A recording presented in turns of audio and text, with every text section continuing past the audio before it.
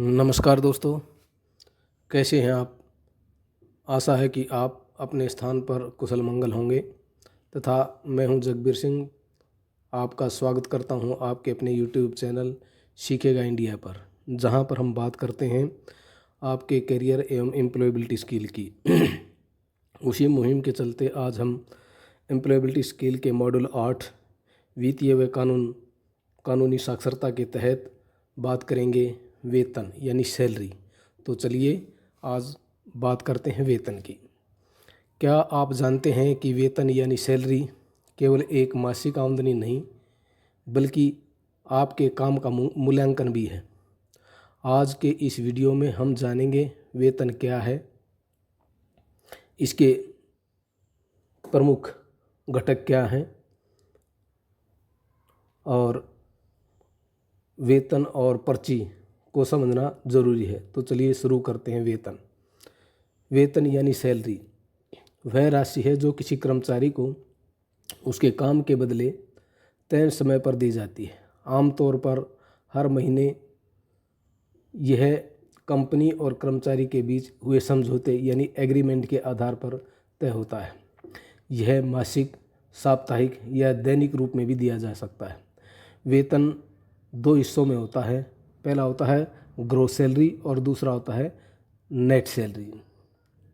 देखिए, gross salary कुल राशि जिसमें सारे भत्ते शामिल होते हैं वो क्या कहलाती है, सकल वेतन यानी कि ग्रॉस सैलरी। और नेट सैलरी जो कटने के बाद कर्मचारी के जो है इन हैंड यानी कि हाथ में या खाते में आती है, वो क्या होती है, नेट यानी कि शुद्ध वेतन। नेट सैलरी यानी कि शुद्ध वेतन, जो राशि आपके खाते में आती है यानी सभी कटौतियों के बाद। वेतन की संरचना। अब देखिए, वेतन में क्या क्या ऐसे घटक हैं जिनसे मिलकर एक कर्मचारी का वेतन बनता है। मूल वेतन का मुख्य घटक या मुख्य हिस्सा पहला होता है पीएफ, बोनस आदि का आधार होता है। ठीक है। Number 2 DA. डीए क्या होता है, डियरनेस अलाउंस यानी कि महंगाई भत्ता। जो सरकारी कर्मचारी हैं उनको महंगाई से बचाने के लिए क्या होती है, सरकार समय समय पर क्या होती है, भत्ता यानी कि महंगाई भत्ता देती है। अब होता है एचआरए। एचआरए क्या होता है, हाउस रेंट अलाउंस। किराए पर रहने के लिए कर्मचारियों को मकान का किराया दिया जाता है, जिसको क्या बोलते हैं, एचआरए यानी कि क्या, हाउस रेंट अलाउंस। अब होता है टीए। टीए का मतलब क्या होता है, ट्रैवलिंग अलाउंस यानी कि यात्रा भत्ता। सरकारी कर्मचारियों को आने जाने के लिए जो है कुछ भत्ता दिया जाता है ताकि वो समय पर जो है संस्थान या अपने जो है कार्यालय पर पहुंच सकें। ठीक है, उनका क्या दिया जाता है, उनको अलाउंस दिया जाता है। उसके बाद होता है स्पेशल अलाउंस, जो फिक्स होते हैं, केवल टैक्सेबल होते हैं। ठीक है। अब होती हैं कटौतियाँ। देखिए, जो हमारी सकल वेतन होता है, ठीक है, ग्रॉस सैलरी होती है, उसमें से कुछ जो है कटौतियाँ होती हैं। और उन कटौतियों के बाद हमें जो वेतन मिलता है वो क्या कहलाता है, हमारा नेट सैलरी यानी कि जो है। ठीक है। अब बात आती है कटौतियों की यानी कि डिडक्शन। एक होता है ईपीएफ। ईपीएफ क्या होता है, एम्प्लॉय प्रोविडेंट फंड, यानी कि हमारी जो सैलरी होती है उसमें से कुछ कटौतियाँ कटती रहती हैं, जिसको ईपीएफ, ठीक है, या पीएफ भी बोलते हैं कभी कभी।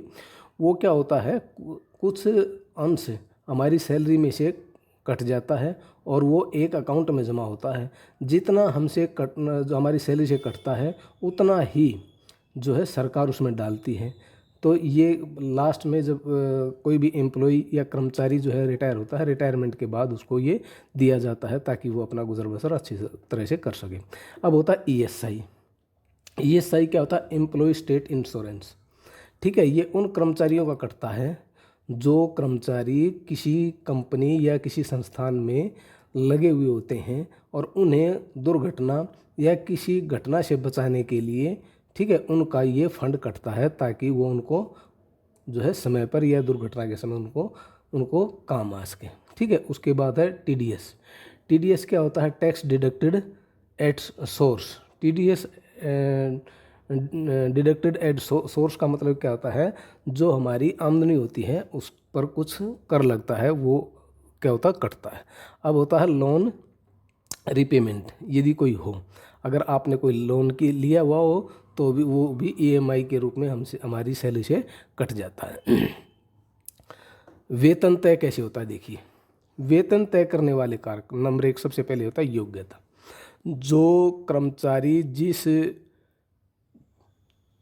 नौकरी के योग्य होता है उसे वैसे ही नौकरी और क्या दिया जाता है, उसको वेतन दिया जाता है। नंबर 2 अनुभव, जो ज़्यादा एक्सपीरियंस कर्मचारी होते हैं उसे ज़्यादा वेतन मिलता है, जबकि कम एक्सपीरियंस या फ्रेशर को जो है कम मिलता है। नंबर 2 पद की जिम्मेवारी, ठीक है, जिसको बोलते हैं जॉब रोल। जो जिस तरह का जॉब होती है उसी की जिम्मेवारी के तहत उसको जो है सैलरी या वेतन दिया जाता है। देखिए एक कर्मचारी होता है, एक अधिकारी होता है, ठीक है, तो अधिकारी और कर्मचारी में हमेशा फर्क होता है। जो अधिकारी होता है उसकी सैलरी ज़्यादा होती है, जबकि कर्मचारी की सैलरी कम होती है। उसमें भी कैटेगराइजेशन हो जाता है, क्लास 1, क्लास 2, क्लास 3, ठीक है। उद्योग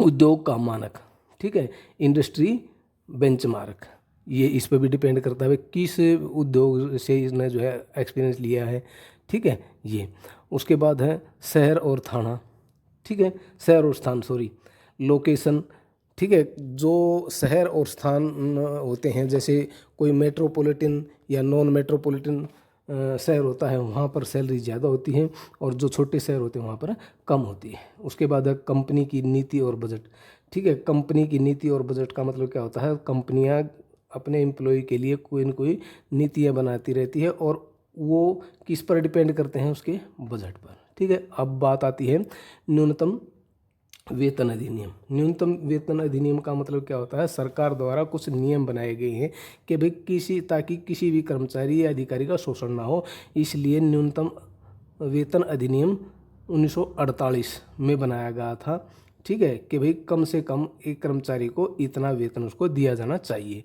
भारत में मिनिमम वेज एक्ट यानी कि 1948 लागू है। यह कानून नियोक्ताओं को तय करता है कि किसी भी कर्मचारी को न्यूनतम वेतन से कम नहीं दिया जा सकता।